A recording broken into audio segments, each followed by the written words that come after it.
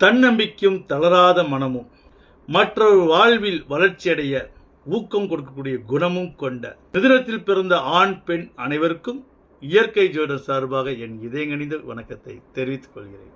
காலபுருஷ தத்துவப்படி 3ஆம் இடமாகும் மிதுன ராசி. இந்த மிதுன ராசி என்றால் முயற்சியின் சிகரம். இந்த 3ஆம் இடத்தினுடைய காரகத்துவமே என்னவென்றால், ஒருவர் வாழ்வில் உயர்வதற்கு முயற்சி வேண்டும். மிதுனத்தில் பிறந்தவர்கள் பெரும்பாலும் இவருடைய திறமைகள் எல்லாம் மற்றவர்களுடைய வளர்ச்சிக்கு பின்னணியாக இருக்கக்கூடியவர்கள். இவர்கள் காலம் சந்தர்ப்பம் வரும்போதுதான் பின்னணியாக இருந்து முன்னணி நடிகராக மாறுவார்கள்.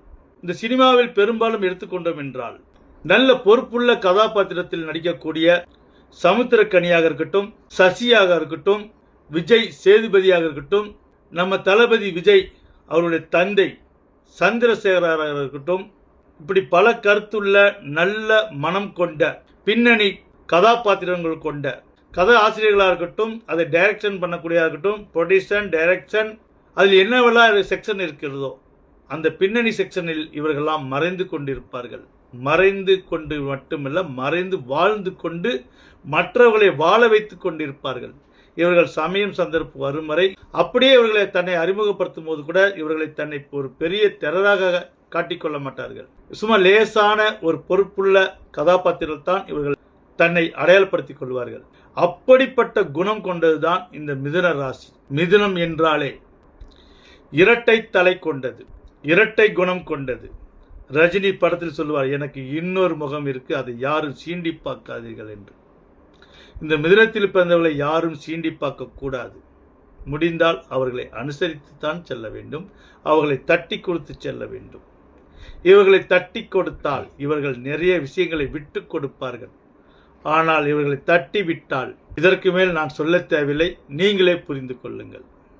அப்படிப்பட்ட மிதுனத்தில் பிறந்தவர்களுக்கு வாழ்வில் தடைகள் தாமதங்கள் இன்றி துஷ்ட சக்தியால் பாதிப்பு ஏற்படாமல் இருக்க சில விருட்சங்களை, சில மரங்களை நீங்கள் நட்டு வந்து அந்த மரங்களை நீங்கள் வளர்த்தி வந்தால் உங்களுடைய முன்னேற்றத்துக்கு இந்த விருட்சம் உறுதுணையாக இருக்கும் என்பதை இயற்கை ஜோதிடம் உங்களுக்கு உறுதியாக சொல்லுகிறது. மிருகசீரிஷ நட்சத்திரத்தில் பிறந்தவர்கள் கருங்காலி மரத்தை வளர்த்தி வர வேண்டும். திருவாதிரை நட்சத்திரத்தில் பிறந்தவர்கள் செங்கரு மரத்தை வளர்த்தி வர வேண்டும். புனர்பூச நட்சத்திரத்தில் பிறந்தவர்கள் மூங்கில் மரத்தை வளர்த்தி வர வேண்டும். மிருகசீரிஷ நட்சத்திரத்தில் பிறந்தவர்களுக்கு தென் திசையில், தென்மேற்கு, தென்கிழக்கு, தென் மத்தி, இந்த 3 மத்தியில் ஏதோ ஒரு இடத்தில் கருங்காலி மரத்தை வளர்த்தி வரலாம். கூடுதலாக அடிஷனலாக நெல்லிக்காய் மரத்தை நீங்கள் வளர்த்தி வருவது மிக சிறப்பாக இருக்கும். உங்களுடைய கிழக்கு திசையில் சந்தன மரத்தை வளர்த்தி வரலாம். உங்களுடைய வடக்கு திசையில் மாமரம், அரச மரத்தை வளர்த்தி வரலாம். இது இடம் வசதி உள்ளவர்களுக்கு. இடம் வசதி இல்லாமல் ஓரளவுக்கு சின்ன இடம் உள்ளவர்களுக்கு தொட்டியில் இதை வளர்த்தி வரலாம். இவ்வளவு மரத்தை வைக்க முடியல, ஏதாவது ஒரு மரத்தை மட்டும் வளர்த்தி கொள்ள வேண்டும் என்றால் மிருகசீரிஷத்தில் பிறந்தவர்களுக்கு, இடவசதி இல்லாதவர்களுக்கு தொட்டியில் கருங்காலி மரத்தை வளர்த்தி வரலாம். தொட்டியில் கூட வைக்க முடியல, நான் வெறும் 600 சதுரடி 400 சதுரடிக்குள்ளே தான் வாழ்ந்து கொண்டிருக்கேன் என்றால் இந்த கருங்காலி மரம் கொண்ட ஒரு போட்டோவை உங்களுடைய தெற்கு திசையில் ஒட்டி கொள்ளலாம். அதே போல் திருவாதிரை நட்சத்திரத்தில் பிறந்தவர்களுக்கு இடம் உள்ளவர்கள் செங்கரு மரத்தை வாங்கி இடம் உள்ளவர்கள் நிலத்தில் வைக்கலாம், இடமில்லாதவர்கள் தொட்டில் வைத்துக் கொள்ளலாம். அதுக்கும் முடியாமல் ரொம்ப நெருக்கடியில் வாழ்கிறவர்கள் இந்த செங்கரு மரம் கொண்ட போட்டோவை உங்கள் வீட்டில் உங்களுடைய மேற்கு திசை அல்லது தெற்கு திசையில் ஒட்டி கொள்ளலாம். புனர்பூச நட்சத்திரத்தில் பிறந்தவர்களுக்கு வடக்கு திசையில் மூங்கில் மரத்தை வளர்த்தி கொள்ளலாம். இடவசதி குறைவாக உள்ளவர்கள் தொட்டியில் ஒரு மூங்கில் கண்ணாக வாங்கி கொள்ளலாம், அல்லது வாஸ்து மூங்கிலாவது விற்கிது, அதை கூட உங்களுடைய ஒரு ஜாரில் வந்தீங்க வளர்த்தி கொள்ளலாம்.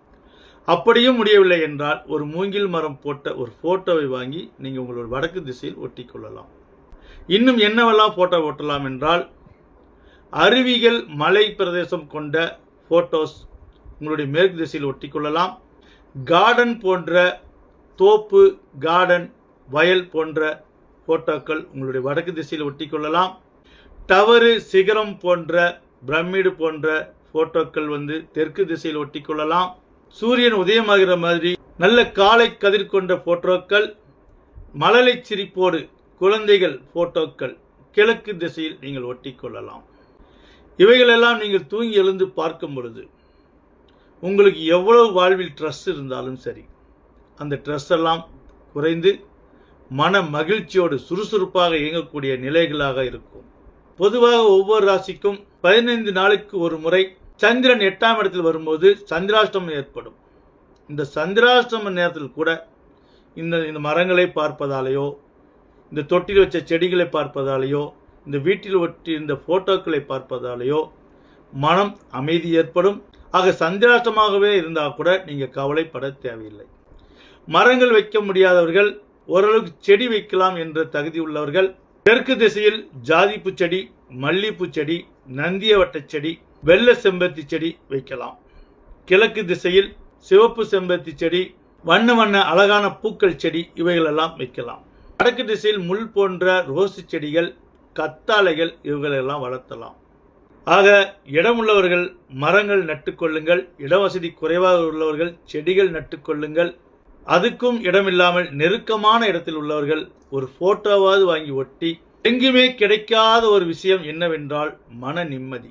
எவ்வளவுதான் நம் திறக்கடல் தேடினாலும், நம் எவ்வளவுதான் வாழ்க்கையில எத்தனையோ விஷயங்களை சந்தித்தாலும் கிடைக்காத ஒரு விஷயம் மன நிம்மதி. அப்படிப்பட்ட மன நிம்மதி கொடுக்கக்கூடிய விருட்சமாக இந்த விருட்சங்கள் அமைகிறது, இந்த செடிகளும் அமைகிறது. அல்லது ஒரு போட்டோவாவது நீங்கள் ஒட்டி கொண்டு அதை பார்க்கும்போது உங்களுக்கு மன நிம்மதி நிச்சயமாக இருக்கும். நீங்கள் உடனே கமெண்ட் பண்ண வேண்டும் என்ற அவசியமில்லை. இந்த ஃபோட்டோ ஒட்டி ஒரு 3 நாட்கள் கழித்தாவது அந்த மன நிம்மதி எப்படி இருக்கு என்று பார்த்துவிட்டு நீங்கள் மீண்டும் உங்களுக்கு டைம் இருந்தால், ஒரு மனசு இருந்தால் நீங்கள் கமெண்ட் பண்ணலாம். உண்மையிலே இந்த பதிவு நல்ல பதிவு என்று உங்களுக்கு தோன்றினால் உங்கள் மனம் போல ஷேர் பண்ணுங்கள். மற்றவர்களுக்கு ஏணியாக இருந்து வழிகாட்டி மற்றொரு உயர்வே தன்னுடைய உயர்வு என்று எண்ணக்கூடிய மிதுனத்தில் பிறந்த ஆணுக்கும் பெண்ணுக்கும்